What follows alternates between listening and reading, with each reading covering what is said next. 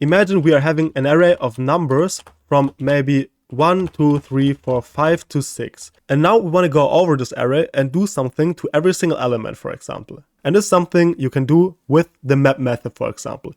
So let's say we're going to create let numbers2 be equal to numbers.map. And this works a little bit like a loop. And right here we are going to use a callback function. So essentially you use an arrow function for that one.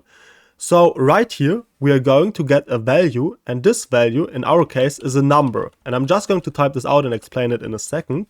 And right here we are essentially using an arrow function. Our parameter is our number, so we can also write it like this, for example. And now we are just going to return the number, but we're going to double the number. So we're saying number times 2, and obviously this one needs to be numbers1, for example. Or just changed numbers, so it is a little bit more descriptive. So what is a map method essentially doing? So essentially the map method iterates over an array, in our case over the numbers array. It works a little bit like a loop. It takes the first item of our numbers array, puts this number in here, so inside of this placeholder that we've defined here as a parameter, so inside of this number variable, takes this variable, executes this block of code right here, so number times 2, and returns, in our case, the number. Then, again, since this line is executed, it goes to the beginning again, takes a look, what is the second number inside of this array? The second number inside of our array is the 2, so now number is 2. We're going to run this block of code again. We are going to return number times 2, so 2 times 2 equals 4. We are going to return this and go to the next iteration.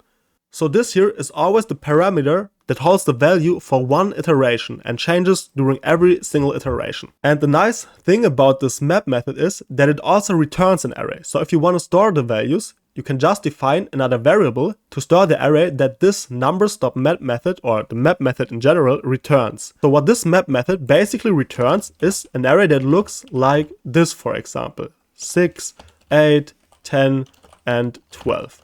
So this is basically what this map method in our case will return. And now we can obviously use this changed numbers array again and say we want to console log it, for example. So we can say console log change numbers. We're going to run our code and we're getting this output, so the exact same output that I've shown to you. And obviously you're not limited to saying numbers times 2, for example. You can also say you want to do any calculation, for example, or you can actually do whatever you have in mind. So the map method is really, really useful.